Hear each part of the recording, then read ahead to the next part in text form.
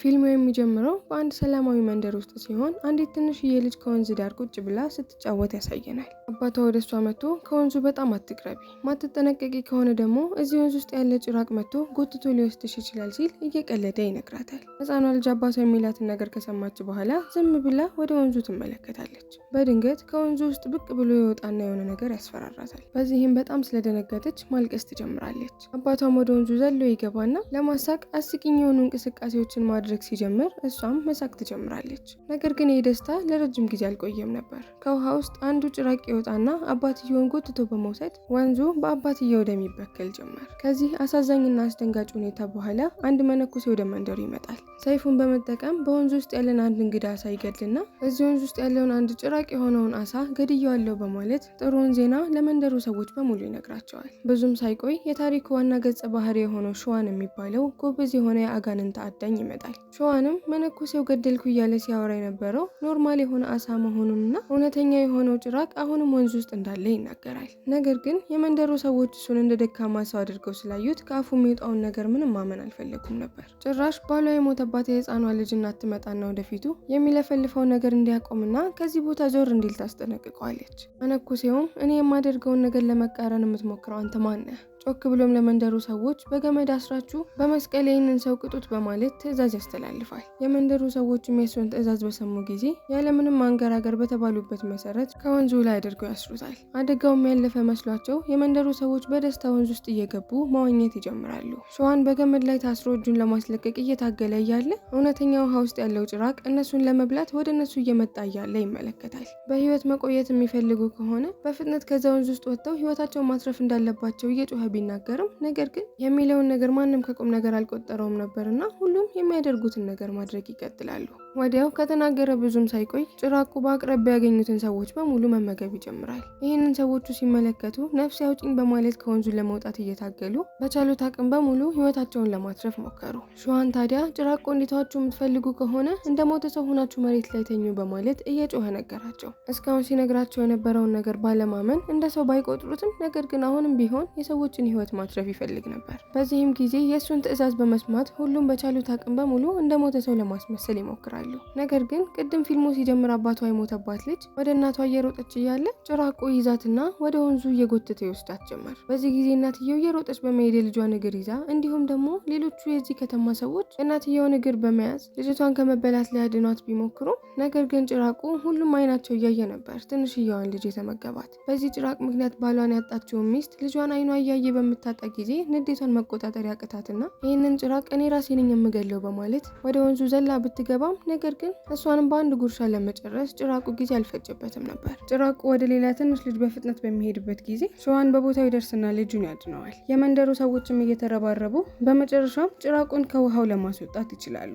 ጭራቁ ከውሃ ውስጥ ከወጣ በኋላ ወደ አንድ ወጣት ሰው ይቀየራል። ሸዋን መንፈሱን ለመቆጣጠር የቡድሃ ህጻናትን ግጥሞች ማንበብ ይጀምራል። ነገር ግን መንፈሱን በዚህ ማባረር ስላልተቻለ በድጋሚ ሰዎችን አታክ ለማድረግ በሚጀምርበት ጊዜ ወዲያው ዱዋን የተባለች ሌላ አጋንንት አዳኝ ትመጣና እሷ ግን እንደ ሸዋን ለጋኔኖቹ ርህራሄ የላትም። ጋኔኑን በኃይል ደብድባ በአስማት ወደ ትንሽ አሻንጉሊት ትቀይረዋለች። ያደረገችውን የመንደሩ ሰዎች ተመልክተው በጣም ደስ ብሏቸው ስለነበረ ወዲያው ጎንበስ ቀና እያሉ ያመሰግኗት ጀመር። እሷም ወደ ሸዋን ዙራ አንተስ ማነህ ስትል ስትጠይቀው እሱም ሸዋን እንደሚባል እንደሷ የአጋንንቶች አዳኝ እንደሆነ ይነግራታል። በሚያድንበትም ጊዜ የሚጠቀመውን መጽሐፍ ሲያሳያት ካነበበችው በኋላ ከት ብላ ትስቅበትና የእሷን አስማታዊ የእጅ አምባር አሳይታው ትሄዳለች። በኋላም ሸዋን ወደ ጓደኛው ጋር ከሄደ በኋላ ዛሬ ስለተፈጠረው ነገር በሚነግረው ጊዜ ጓደኛው ግን ነገሮቹን በሙሉ ከመንደሩ ሰው ሰምቶ ስለነበረ ስለ አጋንንቱ ድሮ ስለሚያውቀው ነገር ያስረዳው ጀመር። ጋኔኑ ድሮ በጣም የዋህ እንደነበርና እንደውም የሆነ ጊዜ እዛ ወንዝ ውስጥ የሆነ ህፃን ልጅ ገብቶ እየሰመጠ እያለ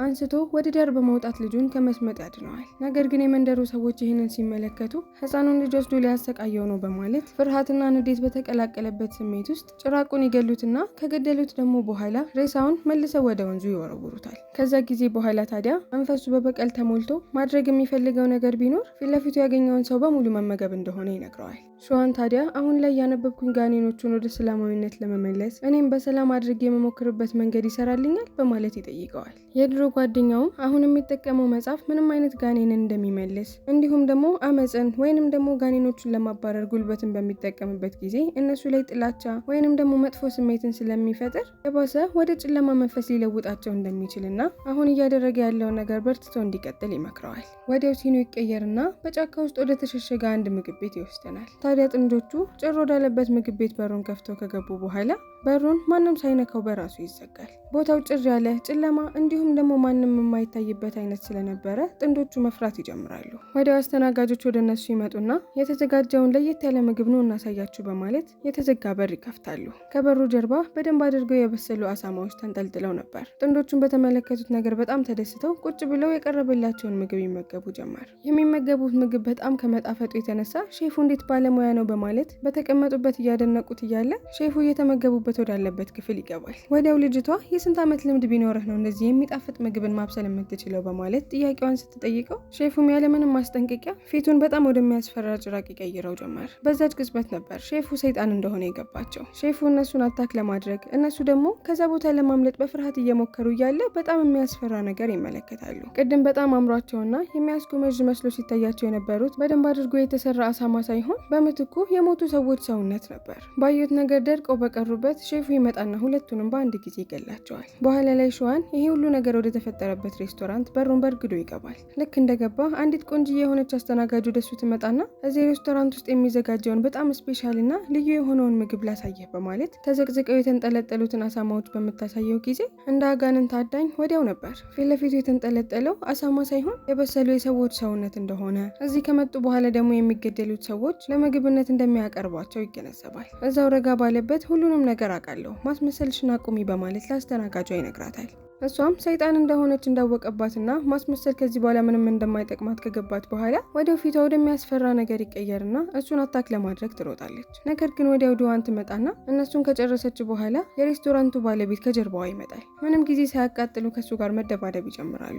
ነገር ግን ባላት በረጅም ጊዜ መደባደብ ልምድ አማካኝነት በአንድ ጊዜ ነበር ያሸነፈችው። ነገር ግን በመጨረሻም እስካሁን ስትደባደበው የነበረው ትክክለኛ ሰው ሳይሆን ባጂ የተባለ አሳማ እንደሆነ እንመለከታለን። እጁን በደንብ አድርጋ ወደኋላ አድርጋ ጠፍራ በመያዝ እንዳይንቀሳቀስ ለማድረግ ስትሞክር ሸዋን ደግሞ ከፊት ለፊት መጥቶ አፉን በመጠቀም ከአሳማ ውስጥ የሚገኘውን መንፈስ ይወስደዋል። ወዲያው ወደ ሸዋን በመሄድ የተቀበለውን መንፈስ መልሳ ወደ ራሷ አፍ ታስገባዋለች። ወዲያው ጊዜ ሳታቃጥል በእጇ ይዛው የነበረው ትንሽዬ ማዳበሪያ ውስጥ ነፍታ ትከተዋለች። ነገር ግን ይሄ ሰይጣን እስከዛሬ ከተፋለመቻቸው ዴመኖች በጣም ጠንካራ ሆኖ አገኘችው። ከሷ ቁጥጥር ውስጥ ሙሉ ለሙሉ ይወጣና ወደ በፊት ትክክለኛ ማንነቱ ይቀየራል። ልክ ይህንን ሲመለከቱ በጣም በመደናገጥና ህይወታቸውን ለማትረፍ ከዛ ቦታ እየሮጡ ይወጣሉ። ይህንን የሚያስፈራ ነገር ካመለጡ በኋላ ድዋን ሸዋንን እየወደደችው እንደሆነ ይገባታል። ወደ እሱም በደንብ መቀራረብ ፈልጋ ስለነበረ አይኗን ጨፍና ልክ ወደፊት ውስጥ ትጠጋ። ነገር ግን እሱ ታታየው ከዛ ቦታ እየሮጠ ያመልጣል። በነጋታው ሸዋን ወደ ጓደኛው ጋር በመሄድ አሁንም ትላንትና የተፈጠረውን ነገር አንድ በአንድ ይነግረዋል። ጓደኛውም ትላንትና ስትፋለሙት የነበሩት ትክክለኛ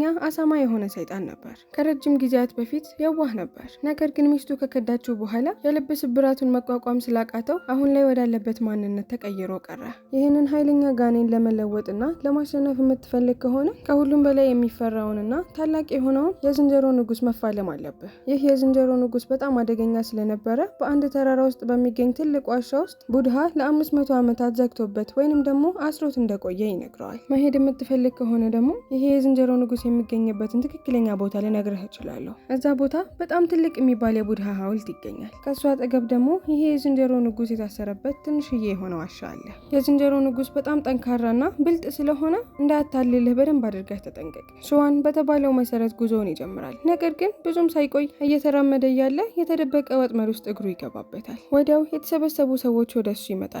ከነሱ መካከል አንዱ የድዋንን አስማታዊ የእጅ አምባር አንገቱ ላይ አድርጎት ነበር። ማናችሁ ብሎ ሲጠይቃቸው አጋንንቶችን አዳኞችንን በማለት መለሱለት። ቡድኖቹም ድዋንን ያቋት ስለነበር እሷም ወደ ሸዋን እየሮጠች በመሄድ ባሌ ነው እባካችሁ አትግዱት መኑኝ በማለት እንዲያምኗት ትማጸናቸው ጀመር። ሰዎቹም የእውነት ባለትዳር ከሆናችሁ እኛ ማረጋገጫን ማየት እንፈልጋለን ሲሉ በሚጠይቋቸው ጊዜ እሷም ለምንድነው ዝም የምትለው ንገራቸው እንጂ ባለትዳሮች እንደሆነ። እሱም ዝም ሲላት በፊታቸው ስማው ባለትዳር መሆናቸውን ልታሳያቸው ብትሞክርም ነገር ግን እሱ እንድትስማው አልፈቀደላት። አልተሳካላትም። ይህንን ሁሉ ስታደርግ የነበረችው እንዲሁም እነዚህ የተሰበሰቡት ግሩፖች በሙሉ እሷ ወደሱ ለመቅረብ ብላ ያጠመደችው ወጥመድ ነበር። ልክ እቅዷን በዚህ መልኩ ማሳካት እንደማትችል ሲገባት ተስፋ ትቆርጥና ሁሉንም ነገር ለሸዋን ትነግረዋለች። ነገር ግን እሱን ለማታለል ብላ ይህንን ሁሉ ነገር እንዳደረገችና እንደታለለ ሲገባው በጣም ይናደድና ኮስትር ብሎ ጀርባ ስቷት መራመድ ይጀምራል። በምታየው ነገር ደስተኛ ያልነበረችውም ዶዋን ጓደኞቿን እሰሩት በማለት እየጮኸች ትዕዛዝ ታስተላልፋለች። ካሰሩት በኋላ